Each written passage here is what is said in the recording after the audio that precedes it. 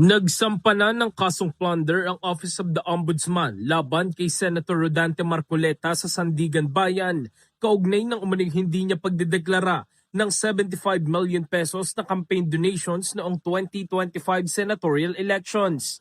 Bukod kay Marcoleta, kinasuhan din ng plunder, indirect bribery at paglabag sa Presidential Decree No. 46 ang dating kongresista na si Mike Defensor at mga negosyanteng sina Joseph Espiritu at Aristotel Viray na sinasabing mga campaign donor ng senador. Ang kasong plunder laban kay Marcoleta ay naraffle sa Sandigan Bayan 3rd Division. Samantala, ang tatlo pang kasong kinabibilangan ng iba pang respondents ay napunta sa 4th Division, 6th Division at 1st Division ng Sandigan Bayan.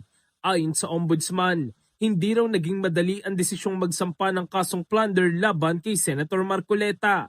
Sinabi nitong malinaw ang ebidensya, kabilang ang tatlong cash donations na nagkakahalaga ng 75 million pesos na umano'y hindi na ideklara sa SALN at campaign finance reports ng senador.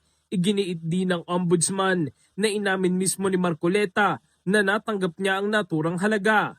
Anila, ang tanging dapat pagdesisyonan ng korte ay kung ang mga pangyayaring ito ay bumubuo ng kasong plunder at bribery.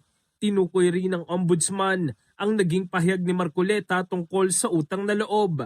Bagamat kinikilala umano nila ito bilang mahalagang pagpapahalaga ng mga Pilipino, sinabi nilang wala itong lugar sa panunungkulan sa gobyerno at hindi ito maaaring maging dahilan sa pagtanggap ng hindi naideklarang 75 million pesos. Binigyan din ng Ombudsman na may karapatan si Marcoleta na ipagtanggol ang kanyang sarili sa Sandigan Bayan at nananatili ang presumption of innocence habang dinidinig ang kaso.